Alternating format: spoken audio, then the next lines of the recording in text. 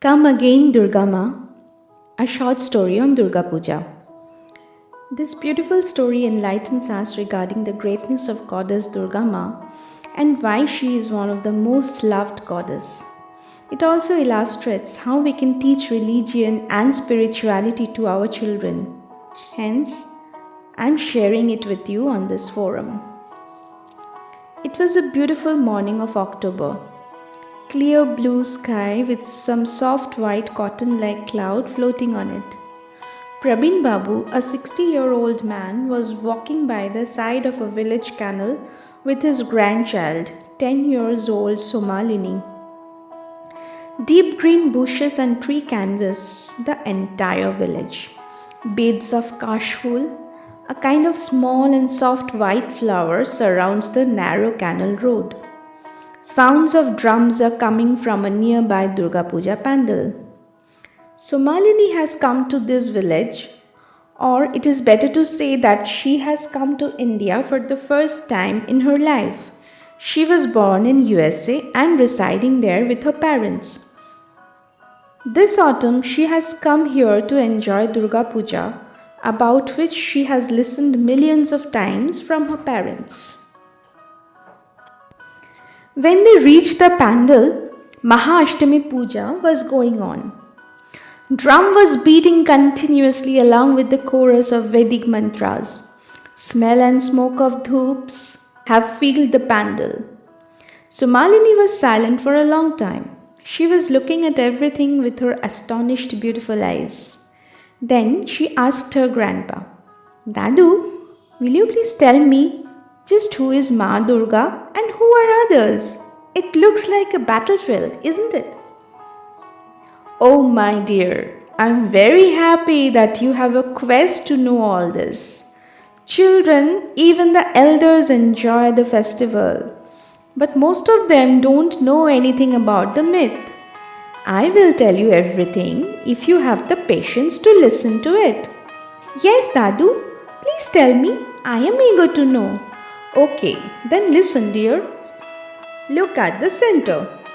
Ma Durga is standing on a lion and holding deadly weapons in each of her 10 hands, killing Mahisasura. On her left, first is Ma Saraswati, worshipped as the goddess of knowledge and music, and then God Kartika, chief of the army of Devatas or the gods. On the first right is Ma Lakshmi, goddess of wealth, and then God Ganesha, god of success. Thank you, Dadu. Now I understand the meaning of all these idols. Is there anything else I should learn about Durga Puja? Yes, darling, there are lots of things you will be interested to know. For now, I will be telling you another myth regarding this puja. Yes, Dadu, please carry on. I am very keen to know all this. We worship Durga as the mother goddess, the epitome of Shakti, divine power, to deliver us from the evil and bring peace and prosperity in our lives. But the most interesting part of Durga Puja is that instead of placing Durga Puja on a high altar and worshipping her from a distance, the Bengalis embrace her in their hearts and make her an inseparable member of the family. We welcome Durga to the earth as our daughter who comes at her parents' home for her annual visits.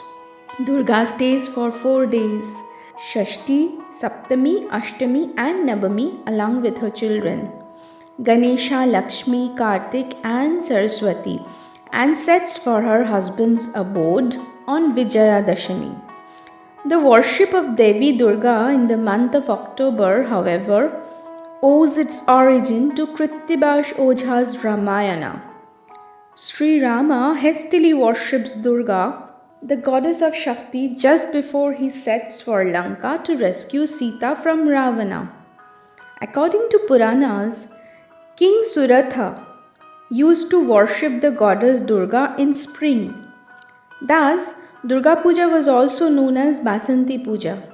But Rama prepones the puja and worships the Devi in autumn. and that is why it is also known as Akal Bodhan or untimely worship. Over the years, this Akal Bodhan has become the tradition among the Bengalis and in Bengal. I see some animals and birds here. Who are they? As I already told, the lion is the carrier or Bahana of Ma Durga. Similarly, peacock is the Bahana of Kartik, mouse for the Ganesh, owl for Lakshmi, swan is the Bahana for Saraswati. But Dadu, why we worship in this form? Is there any history behind them? Yes, my dear, the history as we get in the holy book Chandi is like that.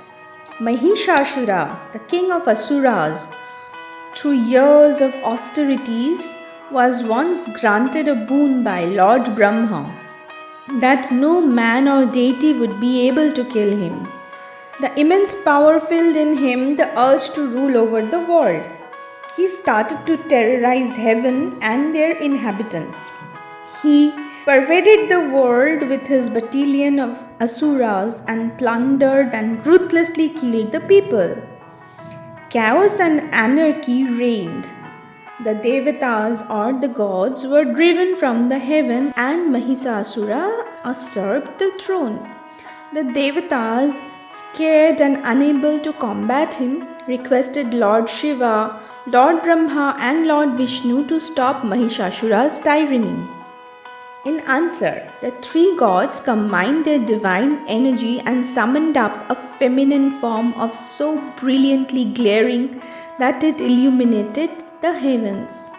This combined power fell on the residence of sage Katyayana in the Krishna Chaturdashi, 14th day of the moon in the month of Ashwin, September-October. From the glow emerged Devi Durga, a beautiful yellow woman with 10 arms riding a lion. Despite her grace, she bore a menacing expression, for Durga was born to kill. Fully grown and armed by gods, beautiful Durga was named Katyayani, as she was born in the ashram of sage Katyayana. The sage worshipped her for Shukla Saptami, Ashtami, the Nabami Tithi, then on the Tithi of Dashami, she killed Mahishashura. She was sent forth against Mahishashura armed by symbols of divine power.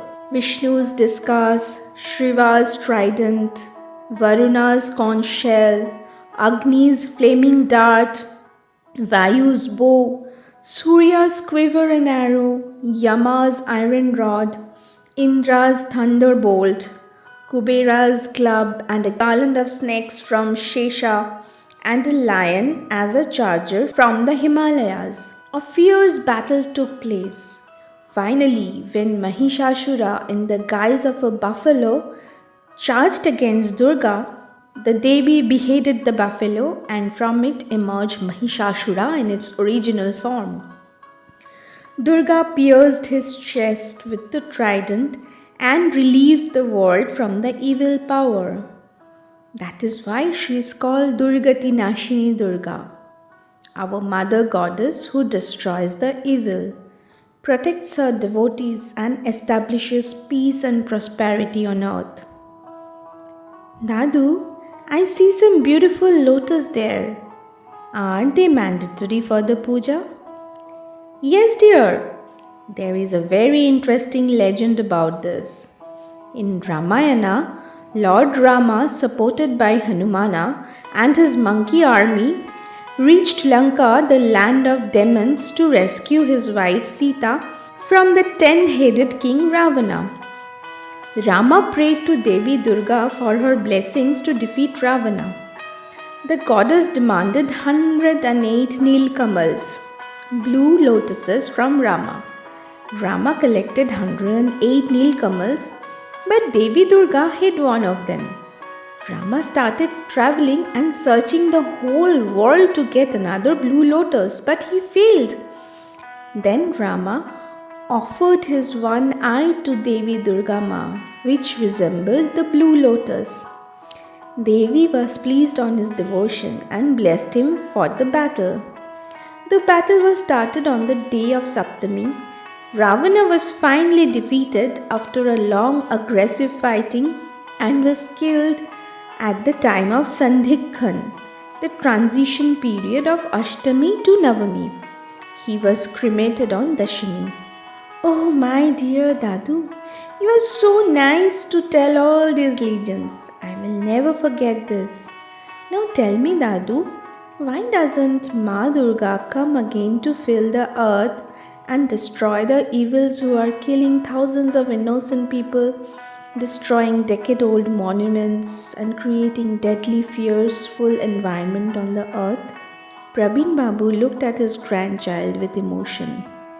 For a few moments he could not speak. Then he told, I'm very proud of you, my dear, the way you could think of this fearful situation of entire mankind. I wish the elders could have thought also. Yes, dear, Ma Durga Durgati Nashini, Ashura Binashini, should come to the earth again and save the earth from the modern Ashuras who are determined to destroy the earth, its inhabitants, and its decade old cultures. Let us all pray.